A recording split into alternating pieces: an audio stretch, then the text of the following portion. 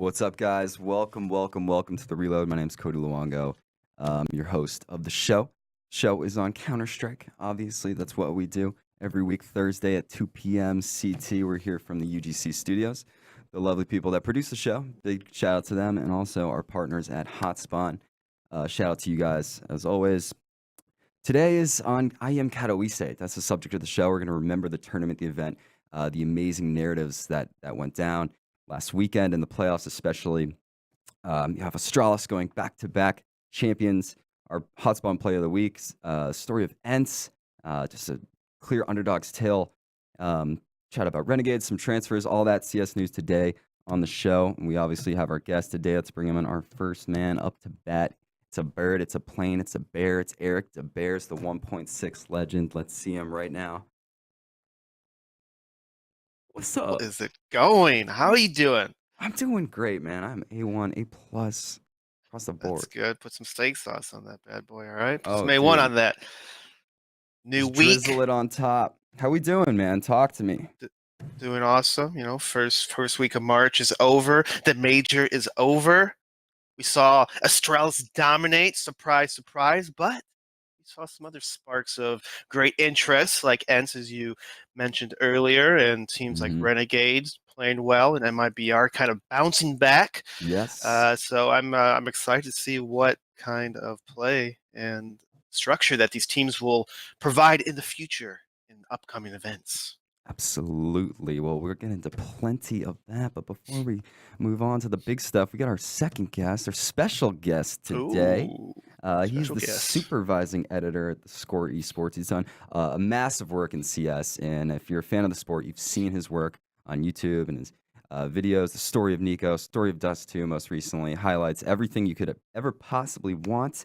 You almost feel like you know this guy on a first-name basis watching the videos. And if you don't know the name, you know the face, right? Whoops, I just lost my mic. Oh, hey-oh. It's the man, the myth, the mustache. It's Colin McNeil. Yo, what is up, guys? I'm so hyped to be on this podcast talking about CSGO. It's been a minute since I've been able to waste people's time with my ramblings on the scene. So happy you guys had me.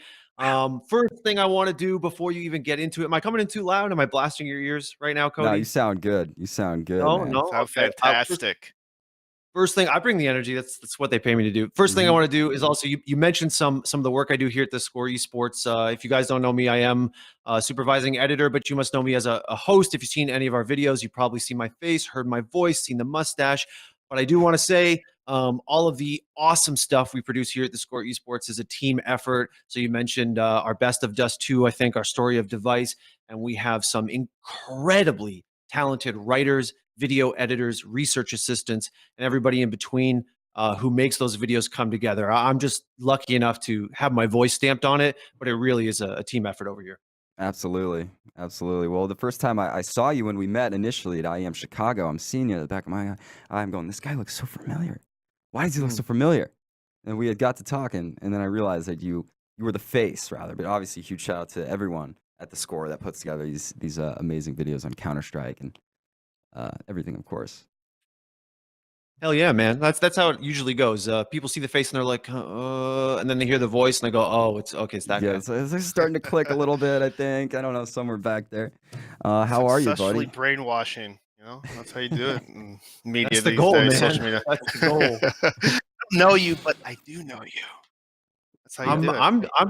I'm doing well, man. We're cranking them out here at the Score Esports. We're doing this week every single day. We've got a feature-length video coming out, except for Friday. So I'm running around like crazy, no sleep. That's the way I like it.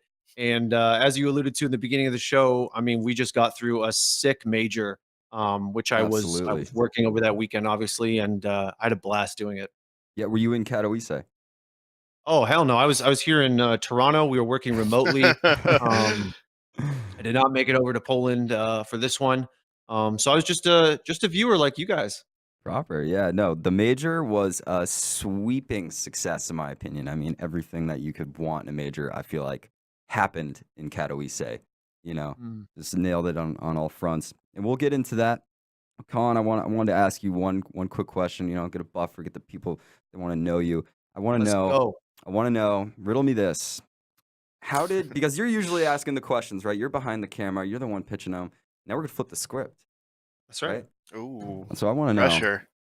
a lot of pressure right now, okay? I want to know, how did you get into esports? How did you get into this field? And then how did you get into CS specifically? Like what?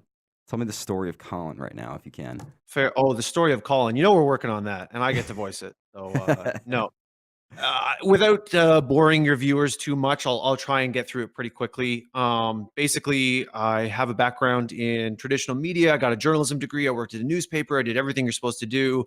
I enjoyed that. But anybody who reads the news, ironically, knows that that industry is dying. I was having a bad time. Job security wasn't so great. Future wasn't so great. Was working my ass off for not a lot of compensation. And I knew I needed to get out. And I still wanted to tell stories. I still wanted to write because that's what I do. That's what I'm best at. That's what I'm passionate about. And esports at that time, this was only 3 or 4 years ago, was really starting to take off, starting to get on the trajectory that we see it today, with all the big name money coming in and everything. And I really took notice. And I was no expert at that time. And I decided I got to get into this thing. So I started a plan. I said, listen, I'm going to get in with the best organization in esports. I'm going to position myself the best I can. And I started making content because that's what I believe you got to do. You got to put yourself out there. So I started a podcast. I started writing articles for the newspaper I worked at. I was lucky that the NALCS summer championships came to Toronto that summer that I was doing this. They came to the Air Canada Centre where the Toronto Maple Leafs play, our hockey team, and that was a blast. I was there for that. So that kind of lit my fire. Eventually, I got noticed by the Score Esports. They got me in here. I took a supervising position, and that's kind of what you would expect it to be, editing news stories and things like that. And when we started going really hard on the YouTube thing, I got an opportunity to step in the booth, voice a couple projects first, host a couple projects later. And at this point, I'm doing like 3 a week minimum. So it's kind of become my new job. And I haven't looked back. In terms of CS, listen, it's real simple. When I got here at the Score Esports, we have 3 supervising editors. At that time, we were doing 3 major esports: League of Legends, Dota 2, CSGO. And they said, well, Colin, we'd like you to do Dota 2. We'd like you to be the Dota 2 guy. I said, okay, cool. I didn't really know anything about Dota 2. I started watching it. I was so confused. A couple weeks later, my boss comes over, says, hey, you know what? Actually, can you do CS? Can you be our CS guy? I said, thank God. Yes, I can be CS guy. So my butt was saved. And if it wasn't for that random last minute switch, which I still don't know the reason for, I might be on a Dota podcast right now. Wow. So just There you pure go. almost luck of the draw. It was a turn of fate. that Luck you of the became draw, the and now it's CS. kind of my life. Like it's so brutal. It's taken over. This is not a 40-hour a week thing for me anymore.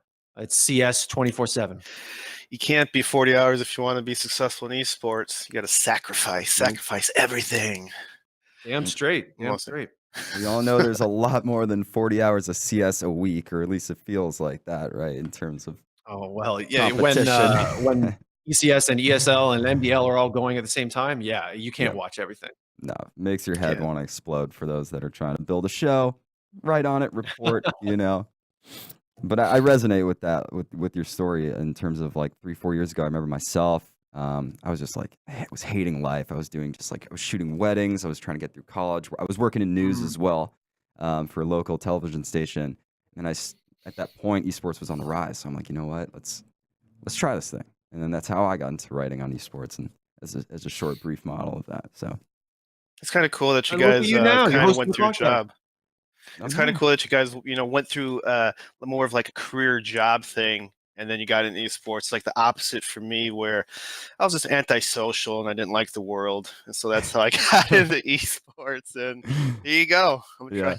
There's like, Here I'm I just am gonna kill today. terrorists for a living. Like that's me. That's what I do here. Just a lot of anger issues when I was Yeah, younger. that's pretty funny, man. Like you hate the world, but then you end up talking to the world as a caster, right?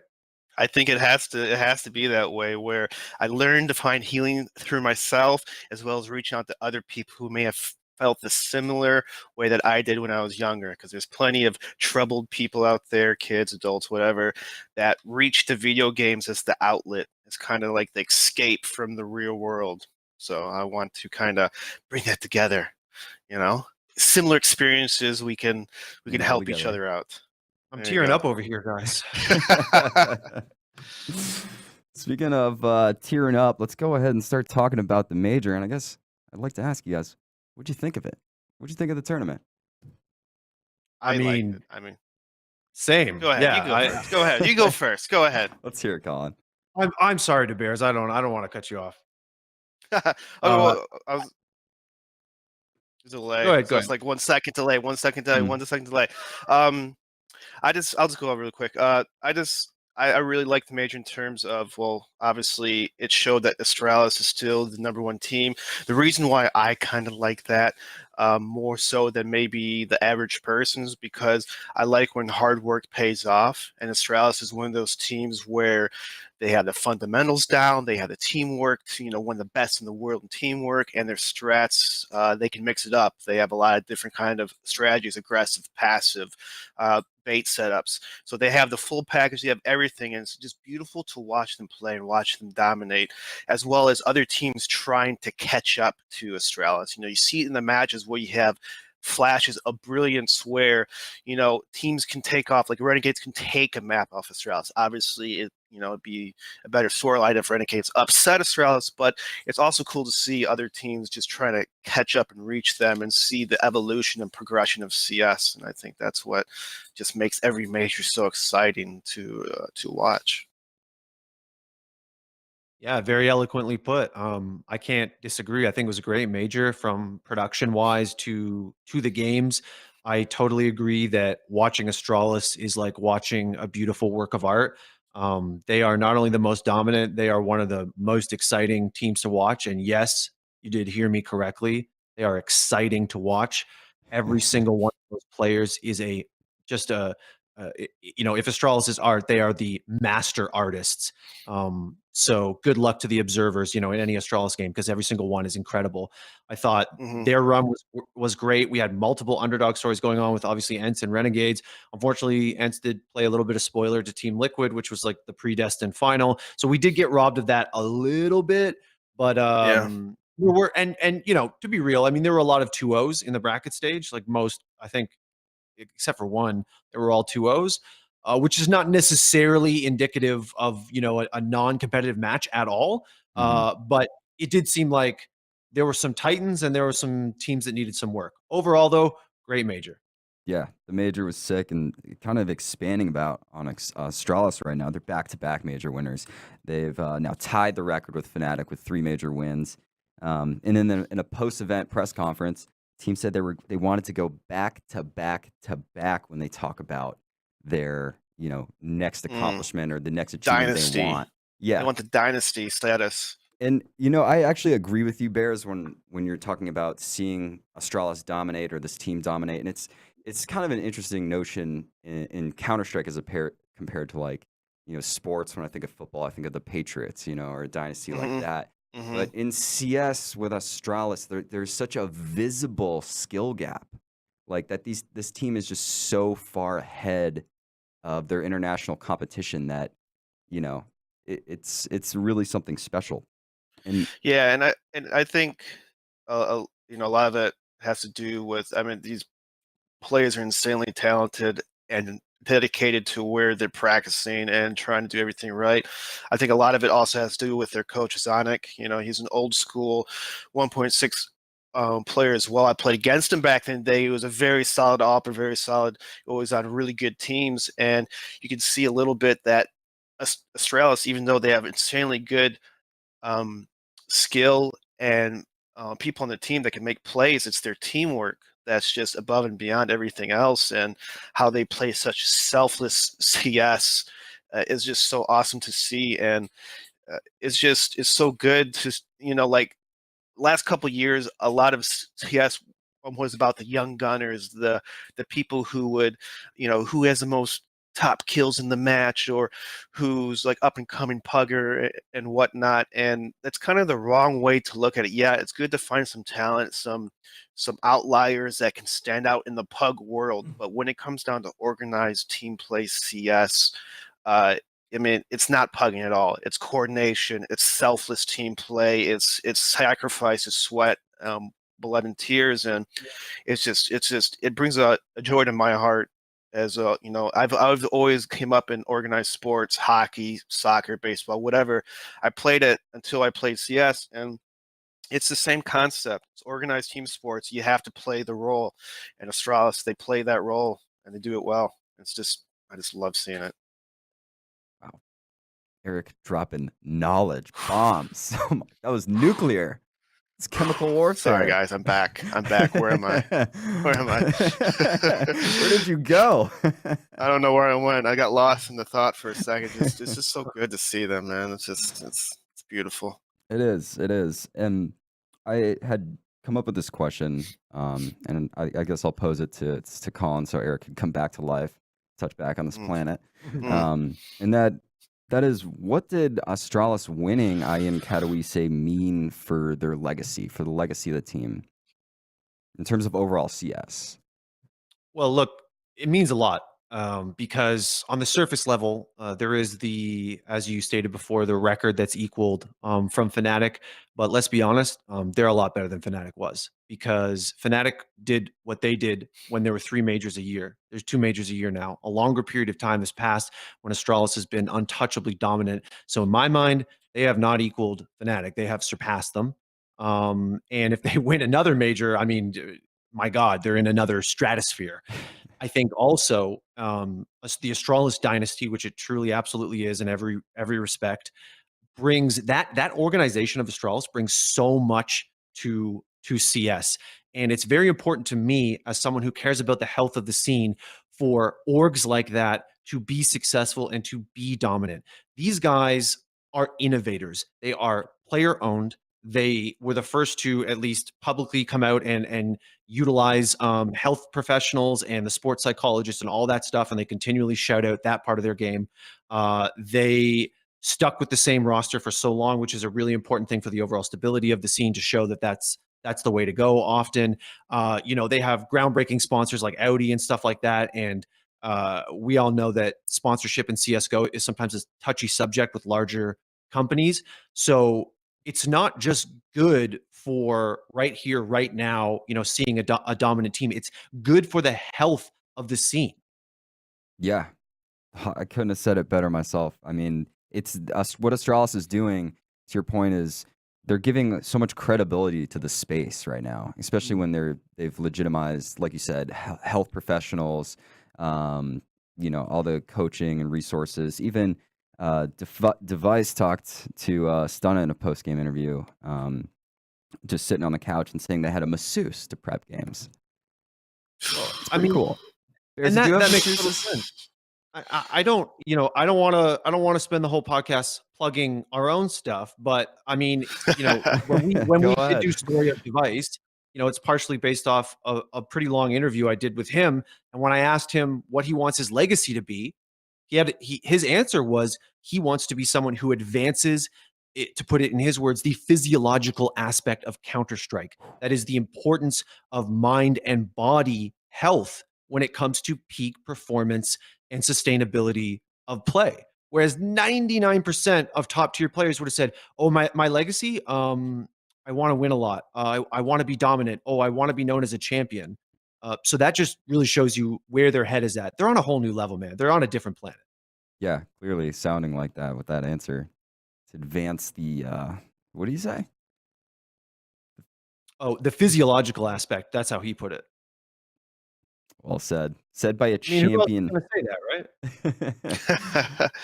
right? It's a guy that's probably thinking, as you said, the bigger picture of the whole thing, which is pretty cool to see that they're not just thinking of themselves, but maybe the future of other gamers, and that's pretty awesome. I like that.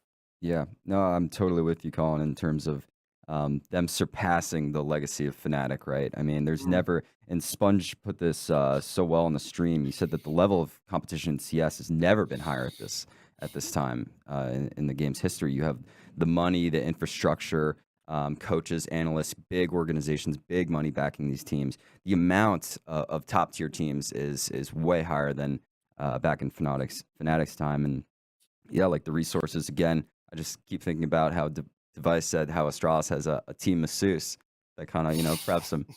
I'm sure it's a little bit different than your time, Bears, huh? Oh yeah, it's well the masseuse part is to protect their investments. I mean, they're paying these guys 15,000-20,000 a month to be the best of the best, and you're playing 8 to 10 hours a day to keep up with your aim mechanics as well as in-game feel. And like your arm's going to hurt, your body's going to kind of break down. We're not supposed to be on a computer for 10-12 hours a day. I mean, it's not human nature here, but we're doing it because we're passionate, we love it. And so they got to take the necessary steps to protect some of these players and people who are sacrificing literally their wrists to play these games. And it's way different from when I was back in the day, where pretty much like back when I was playing, the players, well, I mean, in terms of like managing ourselves, the players were pretty much managing ourselves. Only a very few teams had a manager at the high level. None of them had coaches really, and maybe a couple of them had analysts here and there, but pretty much it was a Wild West. And nowadays you have coaches, you have so much money backing some of these top tier, 1 or 2 orgs. They still have a lot of money behind their names, and it makes it a lot easier on the players that they can focus on in-game stuff. Instead of watching 3 hours of replays, you only have to watch 1 hour of replay because they have other people like, okay, this Opera, he's the star of their team. He likes to play in these 4 or 5 common spots, and that makes a player itself a lot less pressure to do his own research. He could rely on that information, kind of throw it, with a grain of salt to his gameplay. That's like the ideal way of doing it. And when you have so many people involved working together to be a better team, the level is going to be pushed way above and beyond than what it was before. So I agree with Sponge that CS and esports in general is just at a whole higher level because of how much resource, how much people are involved in this. Has turned into a lifestyle now. This isn't passionate or a game like it was 10 years ago. This is a lifestyle. This is what people want to do, and it's becoming part of the culture. And that's when you see these crazy changes, these advancements in play and teamwork, as well as the organizations. Yeah, shout outs to Sponge and Sean Garris for their post game analysis. I think making sure to just preemptively push away the narrative that Astralis are boring or that somehow their dynasty is less legitimate than Fnatic is really important to do. And then the one last thing I want to say about Astralis is I think that they have brought the word professional to a new level, because that's what these gentlemen are, and that's what their organization is. They're professionals. CS is their job. They treat it like a job. They treat it very seriously. Obviously, it's a passion. Obviously, they love it. They wouldn't be here if they didn't. But they treat it like professionals. And that goes to their in-game play. It goes to their out-of-game behavior. It goes to the patterns they've set for themselves. And, to your point, Cody, the massages they get even, right? It's all part of being a professional. Yeah. No, I couldn't have said it. Go on, Erik. And people who say that Astralis is boring are most likely casual players. If you're into CSGO, you're on a competitive level, you can't help but have the utmost respect and admiration for how they play and the way they do it. I mean, it's what you want to strive to be. So you can't say boring. You can't. Dude, it blows my mind. It's just like we literally 2 hours ago, we released a social post here that asked this question, is Astralis boring? Like kind of a hot take question. And some of the responses, like, you just have to roll their eyes. Like, oh yeah. Zipic's 1v2 clutches are they're so boring, man. They're just so boring, They don't understand. They don't understand high level. Like, you're playing against the best in the world. That's insane. It's just like, but even to someone who doesn't appreciate the high level stuff, I feel like you just can't say they're boring. Like I truly don't understand where this narrative comes from. And maybe I'm wild here, but even when they do stuff that you might call boring if you were sort of ignorant of the scene, I find it thrilling. Like when Astralis, a site gets taken for free, they lose one guy, and they decide, oh, we're not going to retake. We're just going to run. We're just going to go save, like all players alive save, right? I'm like, oh my God, this is amazing. This is the coolest shit ever. Smart. Like every other It's team would just smart. fucking go for this retake, you know? Yeah, it's like you're playing, like, sometimes it's a lot better to save for the next round while you have a better advantage than try to retake a site like Inferno, where B bomb sites ridiculously hard to retake if the T's are set up in post plant, and you have you don't even have back calls yet. It's just smarter just to save, and just like it's just economically more efficient, and like little things like that is just it keeps them on the top, and I can't find that boring either. It's just so good. I like seeing that. I think what the only thing that is really boring about Astralis is their results, is the tournament results. Like their gameplay itself is obviously now burned, Yeah. but people are tired of seeing Astralis win, which is like, I don't know, mixed about that. But I respect the gameplay. Try harder. Yeah, exactly. Yeah. I mean, you think about it like, all right, if Astralis played under a different banner, like you had this team, their skill, whatever, different names, like as if they're playing as another team, and you watch them tear through a tournament. Sickest thing ever, right? Just because it's not Astralis doing it. It's just hype. It'd be hype, and then people are, I don't know. It's just a lot of people are in the hype these days. It's all it's about. Hype. Hype's everything. So, well, while we're everybody's got brutal short memories now, right? It's just like, oh, Astralis wins again. This is so boring. Well, you know what? You don't want a competitive scene where anyone can win anything all the time. People think they want that. That's not a good scene. You don't want that.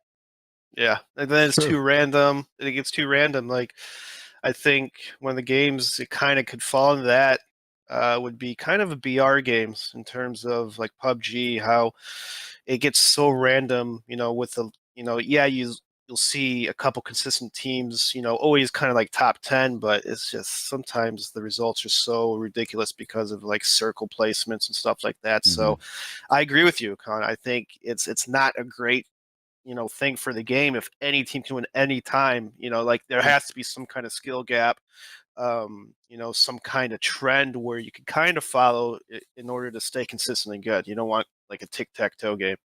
No, those are super. It's a super interesting concept, right? That you don't want that in esports or any sport or any competition, because what it's showing that Astralis is so dominant and they're able to do all this is it shows that there's formula to these games, right? It's not this isn't random. This isn't just 10 guys jumping on and clicking around and stuff. There's formula, there's strategy, there's structure, there's a way to become a virtuoso of the sport, which is Astralis is doing. You know what I mean? And whenever they get knocked down from the top, that narrative is going to be huge, humongous. Trust me, when that happens, all these people who are wanting Astralis to lose, who say they're boring, who want random results every tournament, they're going to be reminiscing about the era of Astralis. 100%. They'll never be as good as Astralis. Dude, I know what you mean. I was thinking that before the show. It's so true. People are going to look back at this time and be like, wow, this was the glory days of CS. Remember what Astralis was doing. They're going to look back and think that. It's like losing breaking up with a girlfriend or something, or where you're like, you don't realize how much you miss them until they're gone, or something like that. You know what I mean? So what does that tell us? We need more self-reflection and meditation in our lives, because we need to be able to think like that, all right? Settle down and think. Always bringing it back to yoga.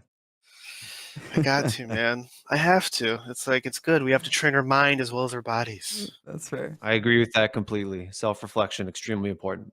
Yeah. Self-reflection. Humble thyself. Before we get off the topic of Astralis, we have one of their players, Zippix, obviously, in one of his super boring 2v1 clutches, and our Hotspawn play of the week. So let's just go ahead and run that real fast. Together, that is the right call. But this time, keep in mind also, there's no kits. Yes, indeed. And no smoke. Zippix can just be patient. And let noise reveal all. Oh, is he going to be spotted, though? Sergey didn't see it. He didn't realize. His own gun, I think, blocked the vision, and now Zippix knows that they're working in. One above. Oh, he's the lamb, and ends the slaughter, because it's Zippix that's going to hold it off.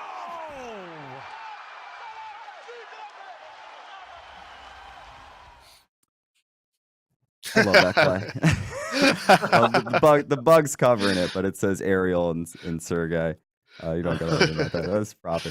That's such a smart play from Zipix. And I Yeah. remember in the interview, it was Device and Glaive with talking with Stun again, and where he spoke about the masseuses, and he's saying that they spoke to Zip after that round where they won train, and he's just going, I would like to mimic their accent, but I won't do them the disservice. But he's saying, I am Zip, I'm the clutch master. I'm gonna stand in a very stupid spot so they don't think that, just to throw them off guard. It's that third level next mind level, games, dude. man. Yeah, it's like, The crazy thing is a couple rounds before that, he almost did the exact same thing with a CZ. It was the same 2v1 situation. I think the same bomb site. He got one guy, and it's just like, this guy's insane. My heart was pounding out of my chest. Yeah, he's just so smart, and just as you said in the interview, that he plays in a dumb spot, they won't expect it, and that that kind of works. Like at that high level where everyone's so good, they know the common spots, they know like the best spots, the worst spots, and once you play in those like 2v2s or those kind of situations where it's mind games at that point, and that's why he is one of the clutch masters, is because of the mind game aspect, and that yeah. goes a long way in CS. That's what I really like about it too, is the mind game. I love those 2-on-2, 1-on-2 situations. It's how they play, because information is everything in CS:GO, and he just played a game where he just did not give them information. Simple as that. Zipix easily one of the best minds in Counter-Strike, in my opinion. And I heard a saying, I remember hearing this, like this was like, I was younger, I was like playing soccer at the time, and said you can play 15% better or 15% worse under pressure. And I feel like Zip is just always harnessing that extra 15. I think every I agree. Astralis player is harnessing an extra about 40 at this point. Yeah, that's one thing that people don't talk enough about Astralis, is their individual skill. We talk about their teamwork and stuff, but you still got to execute the strategy. You got to still hit your shots, and they are still hitting an insane amount of shots. Like Device, all of them have the ability to go on fire. Every single one of them can carry the match against any team, and that's what makes that so dangerous. That's just it. Like each one of them is fucking wild. I mean, I don't know if I'm allowed to swear on the show, but I just go did. for But it. yeah, Astralis deserves the F-bomb. Like for me, all of them are wonderful to watch. I particularly am attached to Glaive. And here's an IGL of the best team in the world, who has let's just say the best strats in the world, and this dude can frag out. In the grand final, he wasn't top of the leaderboard, but there have been times when he's been unreal. Like there's no dead weight at all on this team, not even a square inch. No weak links at all. That's what they're just nothing. No weakness in this team. But None. That's why they're number one and the best team in the history of CS:GO right now. So maybe the best team of Counter-Strike in general. Like that's a very strong debate. Like 1.6 source, whatever. They've been at the top really long at the highest level competition. So you can't deny it. Can't deny it. They're no all doubt. good. Well, now that we've absorbed half the show talking about Astralis, more than fair, because they're amazing team and there's so much to talk about. One team I want to talk about is ENCE in their run at this tournament. They went from the European minor all the way to the grand finals. They went down 0-2 in the Legend stage, beating big G2 Vanguard 3 games in a row to come back. This team was on fire at this tournament. See them, again, venture from the European minor all the way, battling through everything to the grand finals against Astralis, beating Liquid and Navi. I mean, what do you guys make of ENCE right now? So ENCE, so I first saw them at the London minor back last November, and they're a relatively new team, and I saw a lot of potential. I saw Alu, and then we saw like Sergey and all these guys kind of like making a name for themselves from them. And when they were winning, I saw the potential. I saw, wow, these guys have something special. Watch out for these guys in the future. The only problem is that towards the end of that minor, they kind of bombed out against NIP. I forgot some other team.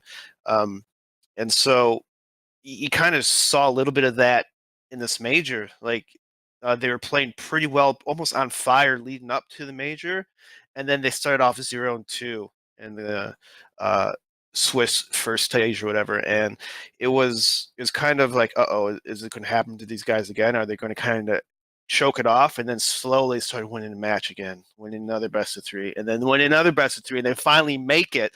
And so I think they kind of busted the spell of maybe choking under pressure, because a lot of these new teams, a lot of teams, if you've never been in that championship kind of like make or die situation, you know, a lot of teams can falter, a lot of teams can mess up and not make it. But they've kind of overcame that. They, after qualifying for that next stage, it kind of put them in next level in a mental stage. Like they played so well. They just clawed their way back, beating Navi and whatnot, and it's just good to see that, and I like that. So I think, I guess, to close that out, that long rant there, is that I mean, they deserved it, and they play well. They have a very simple kind of teamwork where it works very well, and it helps them early. Like I copied their train side of their map, because it's just a lot of 4-1s, a lot of working with numbers. You know, have one guy lurking, kind of watching the flank, but it works really well for them, and it's bringing a little consistency. So, you know, if you're a new team, watch ENCE, because they had to crawl through the gauntlet. You know, the open qualifiers where you play a lot of random pugs, a lot of people who are aggressive, who are not the best teamwork. And so, you know, if you're an upcoming team, watch some ENCE. They got some good noob-friendly strats, No unlike doubt. Astralis. Yeah, that was well said. But what do you think, Colin? What do you think makes ENCE such a formidable squad? Oh, it's hard. It's hard to answer that question, especially because initially I'm pretty guilty of buying into the whole just sort of disqualify them immediately. Like, oh, okay, oh, they made it through. That's kind of cool. Easy friends. Ha ha ha. What a meme, right?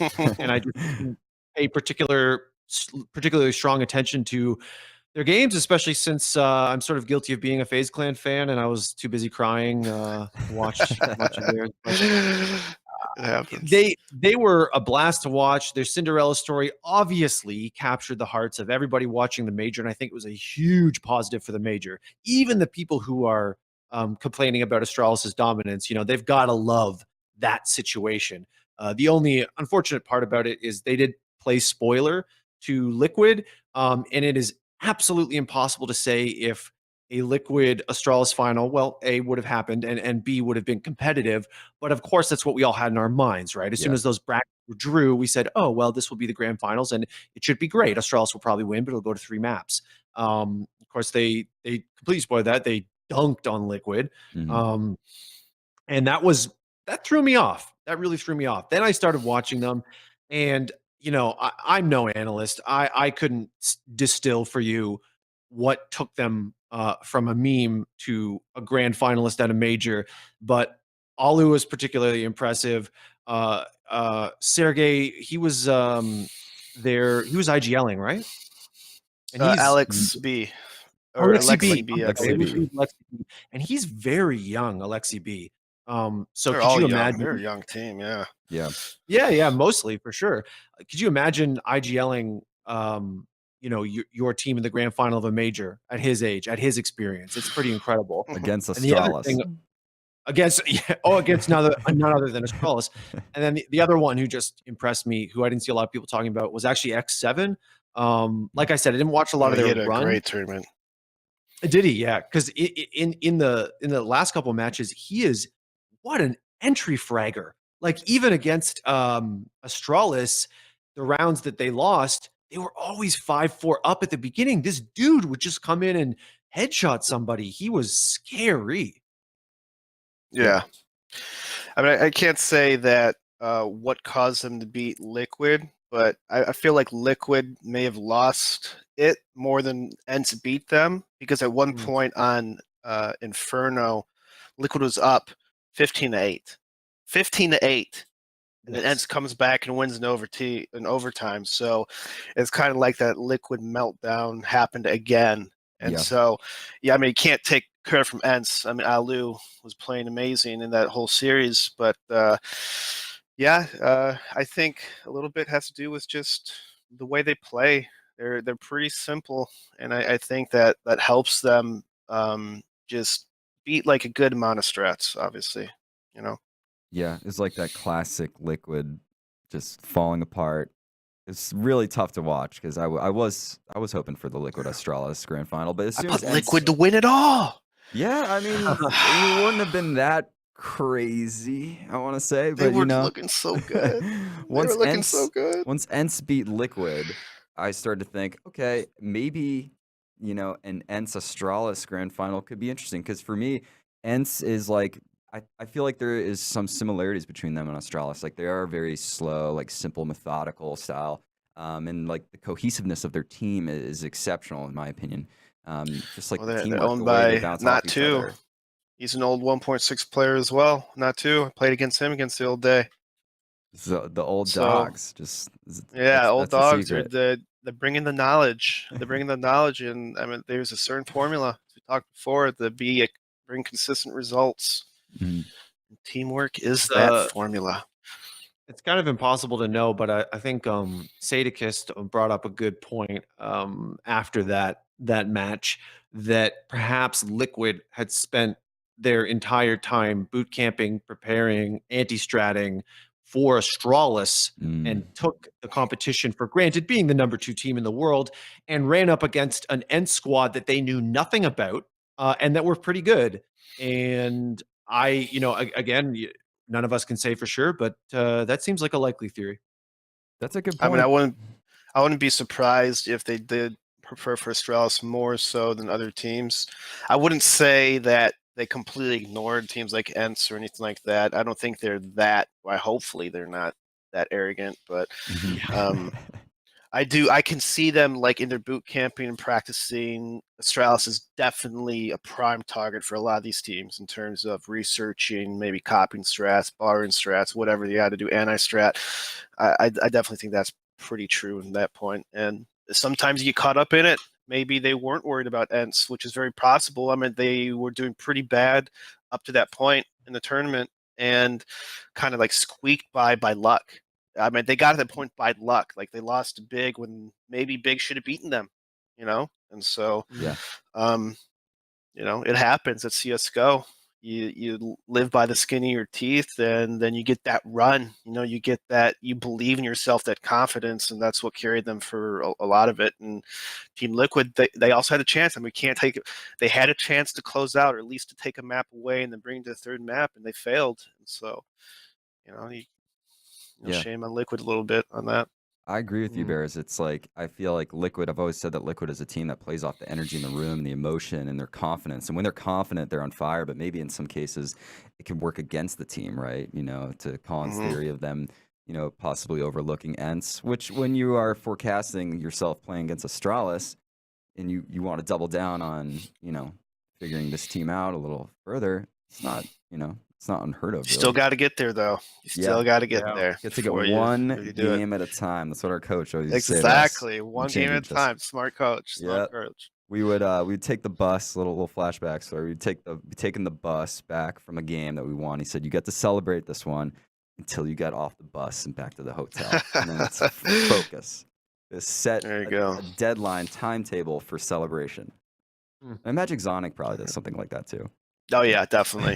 He You know what I seems mean? definitely like the type of guy to bring them down a couple notches. Yeah. Keep them level-headed, and it shows they respect him. He's probably one of the few coaches in the world where the players absolutely probably listen to 100% of what he says. There's always times where players, especially maybe if you're simple on a Navi, would probably be the best example of this, where you probably take the coach's word with a grain of salt, Mhm. because you're simple. There's probably no one that probably can do it better than him right now. And so at his level, he's like, you don't know what you're talking about, Right. And so Yeah. there's that kind of little, iffy undermining thing, which Yeah. could Yeah. damage the team a little bit in the long run. Who knows? No, that's fair.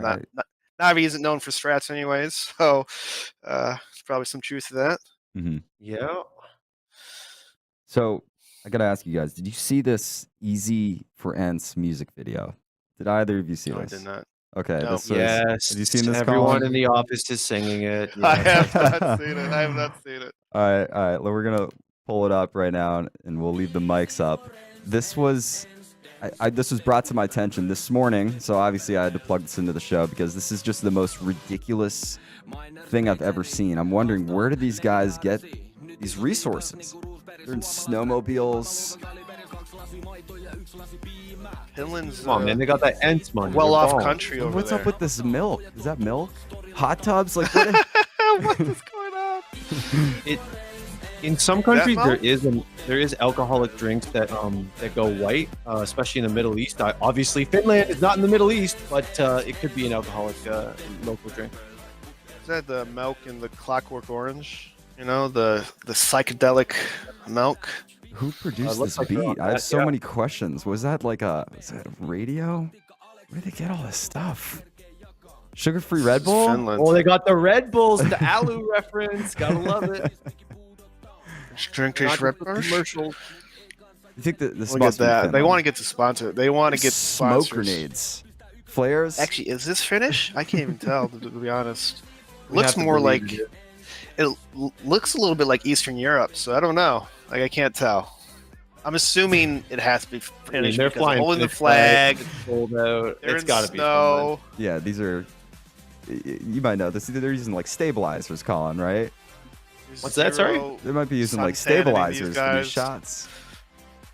Stabilizers. They're learning. They're learning. Okay. They want to go with Yeah, you the guys Michael know- Bay shaking cam. You haven't seen the video, but you know that ENCE walked out to this song in the finals, right? Oh my God, you're right. The song they walked Wow. out to the song. This is big shit, man. Oh my gosh. Also, just so you guys know, this song last time I checked shot up in Spotify in Finland. It's one of the most popular songs right now on Spotify in Finland. No way. Why are they Real drinking so talk, much man. milk? Oh, he slammed it. He's dunking the The milk. hot tubs. Hot tubs. So, you guys know about hot tubs or steam rooms in Finland? They pretty much Yeah, it's invented big it. over there. Really? It's like 70% of homes have steam rooms or hot tubs over there. I like Which it. would be nice if I had a hot tub or steam room. Okay. I'd be in that. I'd be in that every day for 10, 20 minutes of pure, deep in thought, self-reflection, just sweating it out. You know, you got to do it. You got to You've- do it. I'm You've telling said you. that it's that shot a up meme? to the top 5 in Spotify, and for some reason, in one Yeah, something like hand, that. I'm not surprised for some strange reason. It's got that catchy like pop kind of beat to it. And like you said, the production values are there, right? So It's pretty good. You know what I mean? A lot of milk, a lot of sponsor placements for you Mm. know for future videos. They are not ashamed. okay. They aren't Just scared. for the just a little fact check for the viewers at home. The 5 days ago, so it could be different now, but 5 days ago, it was in the top 40 on Spotify. You know how they do like top 40 is kind of like a roadmap, kind of like a marker Mhm. kind of thing. Yeah. You know what I'm trying to say? I don't listen to the radio, so shit. But that was 5 days ago. So hey, it could be in the top 5 now. I don't know. Wow. Nonetheless, pretty awesome. I forgot that it was played at the. I remember hearing that when they walked out of the major. That's a good point. Now I'm connecting the dots. I mean, it's a next It's all level. coming together. That's solid. ENCE, obviously an amazing performance. We're nearing the end of the show, but I did want to talk a little bit about Renegades, right? They were one of the, I wrote that they were the less predictable success story at IM Katowice, but they were probably completely unforeseen in terms of making it to the top 8. This is their first major playoff appearance in the team's history. And they were just running through the opening stages of Katowice and even able to take a map off Astralis. And at that moment, you're thinking, holy shit, right? Like these guys have got it going on. So, but for me, you know, because there's a lot of these like overnight success stories in CS, and I think like maybe ENCE kind of had that feeling a little bit, even though that I could tell that this was a very talented team when they won Star Series in I-League Season 6. But I guess the question that I'd like to pose to you two and Colin, Bears, whoever wants to tackle this one first is, do you think Renegade's success was a flash in the pan, or will they be a true contender this season and develop into something more consistent? Wait, who you want to ask first? Who you want to Whoever, answer first? whoever. You ready, Bears? Step up. I mean, if I'm ready, I'm ready. I think no, absolutely not a flash in the pan. I think these guys are the real deal. The reason why, as I mentioned last time I was in the show, that these guys boot camp. They mentioned that they boot camp for 3 weeks Mm-hmm. prior to the major for the tournament. In those boot campings, what I saw in the matches that they played in this tournament is that their fundamentals is on point.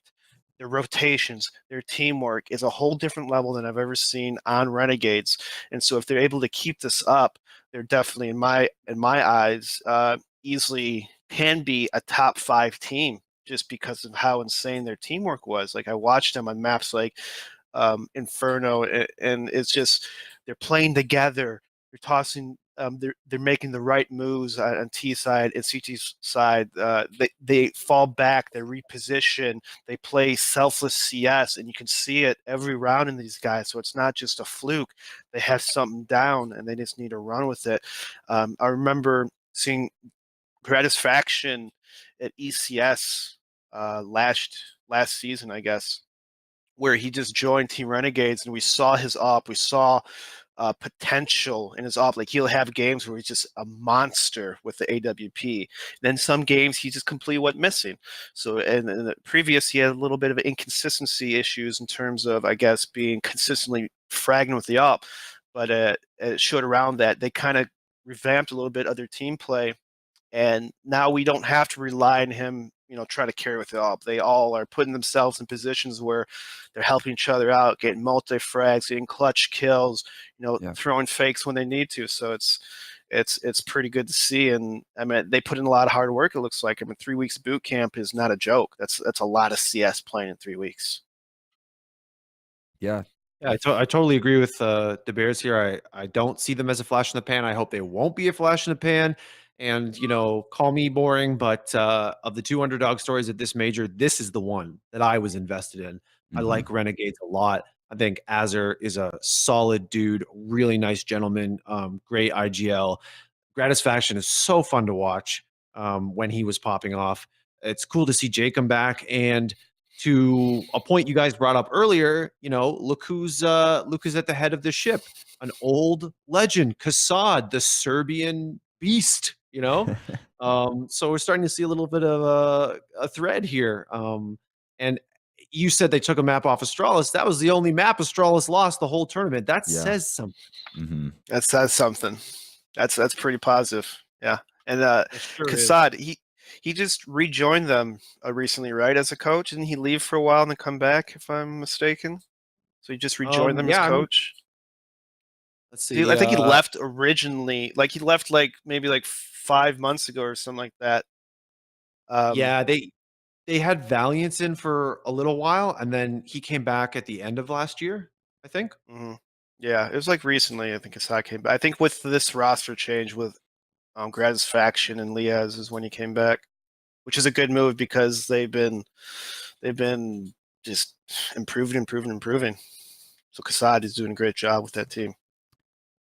Yeah, Yeah, he is. I can't Renegades- wait to see them at their next event, honestly. Yeah, I think I'm sort of waiting on that before I kind of dive deep into believing into the squad fully. But It's okay. I think that It's okay. Yeah, I'll wait, it takes yeah. another tournament for you. You don't have to jump in like everyone else. You don't have to jump the hype train.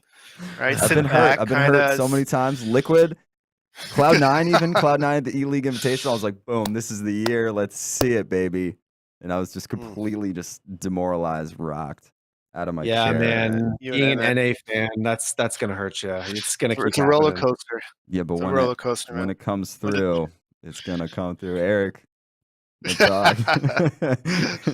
He knows. But yeah, Renegades was, they are, all things considered, like a very versatile team. You saw like Liaz come to life. Gratisfaction was super flashy. So it was a thrill to watch. And kind of moving into the next point, we talk about NA. We have some transfers, or transfer rumors rather. We made a little graphic. It's not my best work, but we can look at it.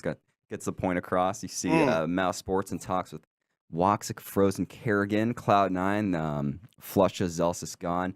And they're looking at Sunny. That's kind of interesting to me.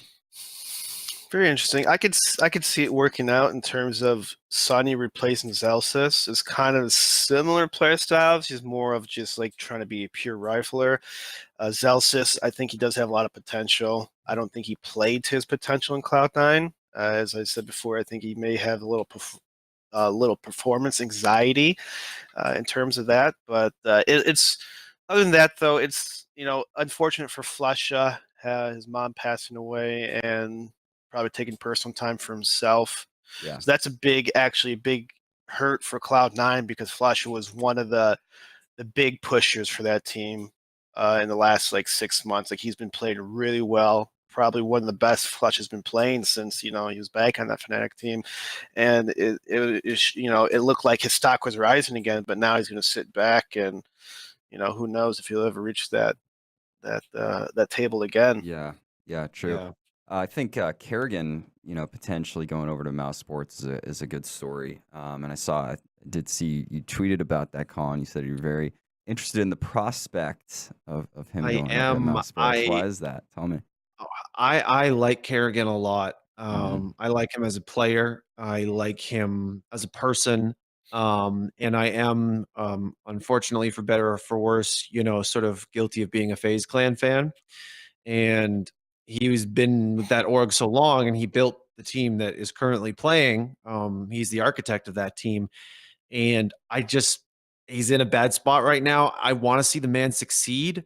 And with all due respect to Envy, right now, that's not the place where he's going to succeed. I just have to say it like it is, unfortunately. Metasports is a team I've always liked, with Nico, without Nico, whatever. They're exciting, and they're obviously pissed off right now, given their minor failure, Yes. minor with a capital M. Mhm. And having Kerrigan come in, settle them down, bring the veteran presence, maybe, especially with someone as young as Rops and some of the other guys they're allegedly looking to sign who are equally as young and inexperienced. I think theory crafting would be a good mix, and I want to see the guy succeed, man. And I think Mouse Sports right now is the best place for him to succeed. Yeah, that's a fair point. Yeah, I think organization-wise, Mouse Sports is definitely up there, either that or Cloud9. But Cloud9 just brought back Golden, so we'll see Yes. how his health issues might hold up. Yeah, and I want. It's going to be hard for Mouse to get back in that level. Like they're pretty much having a whole new team. Like there's also reports of Oscar being replaced as well. So are they just building around Rops at this point? Like that's good. He's a great player, but again, to play at a high level, you need a good certain amount of teamwork, and it takes time to build, especially if you have players who've never been on teams together before. Completely new chemistry takes a good amount of time to get to that high level. So hopefully they could be able to grind it out and get some boot camps in when they do finalize the 5-person roster, and hopefully they do it soon because you need to get started. If you want to be a top 5 team, you got to get started. Yeah, losing time at this point, right? You do. And then I know this wasn't on your itinerary, but you gave me an excuse to talk about FaZe Clan, so I'm gonna take it. Well, you did really give me an excuse. I kind of just made one up. But I just want to say I think that's another team everyone should be watching pretty closely following the major. Depends on who you ask if their performance was a failure, because they did make the legend status with a brand new coach and a new player on tryouts, for lack of a better word. Mhm. And obviously the competitive health of that team hasn't been very good for some time. So I'm really interested to see what moves, if any, they make. I expect and I hope Yanko will stay. I'm super excited about the prospect of him helming that team. And I'm not sure if Adren will stay or not, but I'm looking for them to get back on top, and maybe Nico to be Nico again. Flush it to FaZe. That's going to be the No. move. That's going to be a move. Replace Adren with a true IGL. Yeah, they got too many Sure. old guys already. There's like a lot of arthritis on that team, I think. But Flush is he's been aiming really well. He's been actually fragging pretty Mhm. nicely at that level, and he calls strats. That's something that FaZe needs. They don't need an Oh, extra you're fragger. telling They me. have Guardian. They have Nico. You know, those two can carry games by themselves if Guardian is showing up, but half the time he doesn't show up. That's one of the big problems. But I'm saying they do have enough firepower. They just need more direction. Yeah, Kerrigan with FaZe they got second place a lot of times because Kerrigan couldn't do that much more in terms of, I guess, in-game more in-game impact on his part. But if they had a guy with just a little bit more fragging power, but as good as IGL, it's Kerrigan, I would have thought that maybe FaZe would have won a lot more tournaments instead of getting so many second places. It's a funny situation because obviously, you know, I'm not on FaZe Clan. I have no idea what's going on within the organization, but Nico's been IGLing for so long at this point that you've got to believe that, you know, he's pushing for it because FaZe Clan is the type of org that sees a gap and goes, oh, okay, we're going to go buy the solution to that gap. Yeah. You know, we're FaZe Clan. We're going to get what we need. There's no such thing as a less than ideal situation for us. So I have to believe that Nico's the one saying, hey, guys, this is me. I'm going to do this. I'm going to lead this team. And I guess at one point, do they go, you know, you should probably just kill everybody in the server. That's maybe the best plan. Yeah. And age doesn't mean anything these days. Age was only a fact before because everyone left the games because there was no money. You can't build a career out of it. Now you can. Reaction time, I'm going to say this every time someone mentions age in gaming. Reaction time does not go down until you're like 60 or 70 years old. All right. That's when your reaction time starts slowing down. Not late 20s, not 30s, not 40s, not 50s. 60s to 70s is when your reaction time starts slowing down. So we got to unteach these kids that age is just a number. All right, your reaction time is the dedication that makes you a good player. The dedication, the work, understanding, and sacrifice. That's what makes you a great player. That's what you got to do. I don't know, Age is just a Bears. number. You bitter you didn't get signed by Cloud9 when they were holding those open tryouts.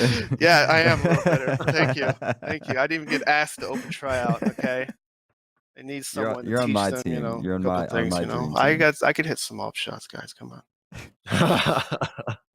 Well, hey Still man, got it, if you're what FaZe needs, then I'm down. You know, I just want to see that team succeed. And Olaf Meister's not looking himself lately. I'm not ringing the alarm bells. I'm just saying.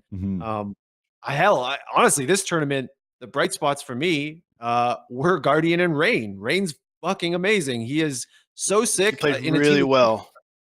This dude in a team of superstars, this dude is the least talked about as far as I can see, you know, just on social media and things like that.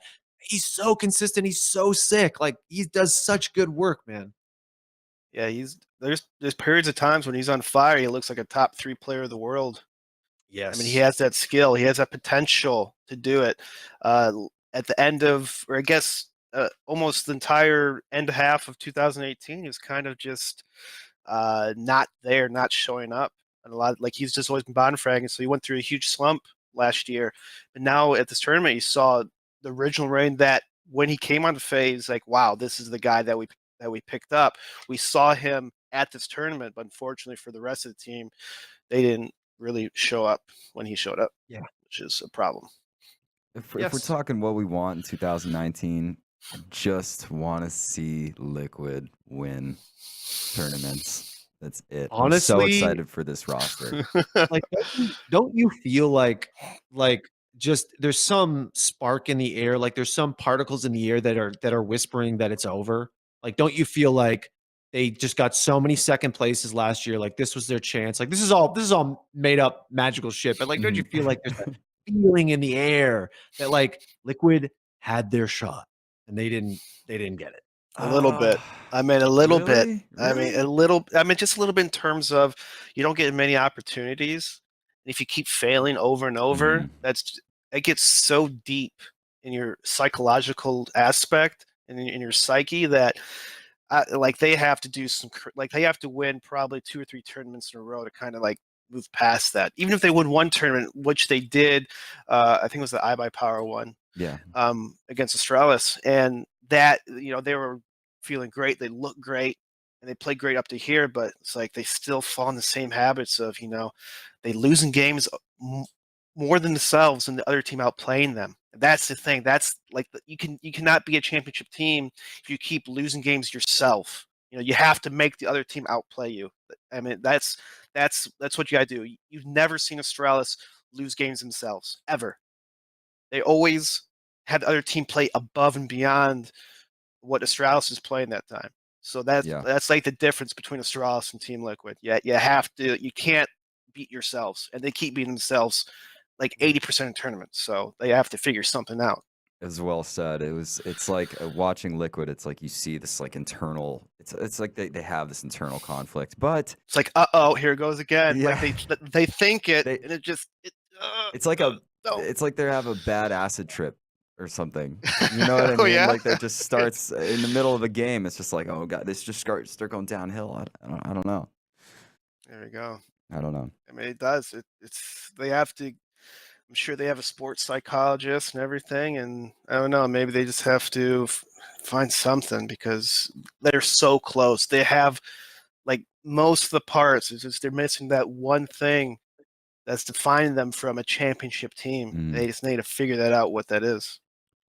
Well, hopefully Liquid figures it out because I'm definitely excited to see them rise to the top, and I am confident in this roster with Stewie especially. But Colin, I know you're on a short time crunch right now, so I'll go ahead and let you go and just obviously say thank you for joining me, and obviously DaBears, as always, thank you guys so much. Had a Thank you, blast guys. today. Any last Oh, words? dude, it was a Go blast. ahead. Thanks for having me on. It was fun to talk CS. No worries, man. Are we gonna see any new score pieces soon? You give us any like intel? Oh, yes, I can. Yes, I Yeah. can. We on this Saturday, we are dropping a new story of, for those of you who know the franchise, it's our flagship sort of 30-minute documentary piece, and it is on a certain org that I have talked about on this show that Ooh. has a certain presence in esports, in CS:GO, in Call of Duty, in Fortnite, in other popular games. Writing this down. And you know, I'll just leave it at that. That's All it. right. Oh So wow, that- that so looks 3 pretty. p.m. There you go. Eastern Standard Should Time. CS:GO COD. Okay.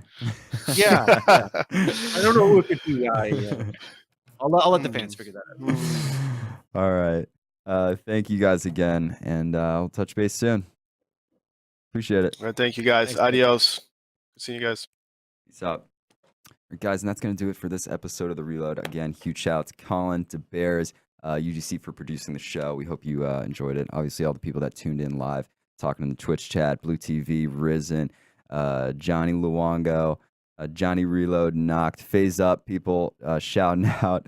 Huge shout out to you guys, really, for coming in and watching. We're live every Thursday at 2 p.m. Central Time. You can follow us on Twitter at The Reload FM, or follow UGC. We posting a lot of our network shows up there.